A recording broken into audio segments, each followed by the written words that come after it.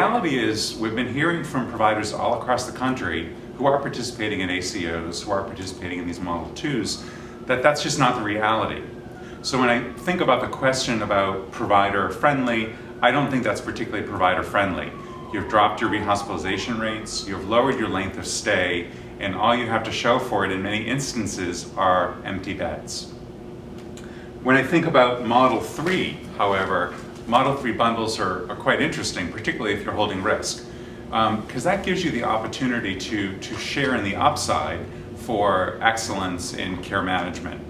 So perhaps it's Model 3 that is the most provider friendly because you're in control of your own destiny, and there's a upside to be had for managing efficiently and effectively.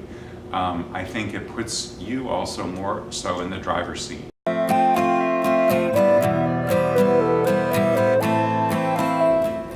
There are some very specific requirements, though, when you're thinking about participating in really any of these shared savings programs or any of the new programs that might be coming down the pike. You ultimately have to have enough volume in order for this to make a difference. That becomes very important. And particularly in the bundles, you have to be going at risk for a lot of diagnoses, not just one or two. So you have to ensure that you have a lot of volume. It's very similar to how an insurance program works. It only works if you have enough volume contributing. Providers, if you're going at risk, you should consider more than one diagnosis. You should also ensure that you're receiving enough volume in order to be successful, in order to see an upside to these kinds of programs that are coming out.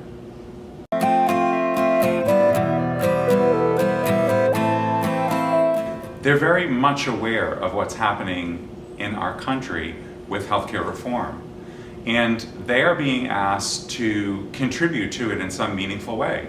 And that goes beyond rate reductions. Simply put, they are looking to help you reduce rehospitalization. They're looking to help you improve the satisfaction of the clients you're caring for and decrease length of stay. And some of them are very creative in how they can do that, actually. Some can make available to you with certain discounts or maybe even cover the costs of certain programs being offered specifically to address AAA goals.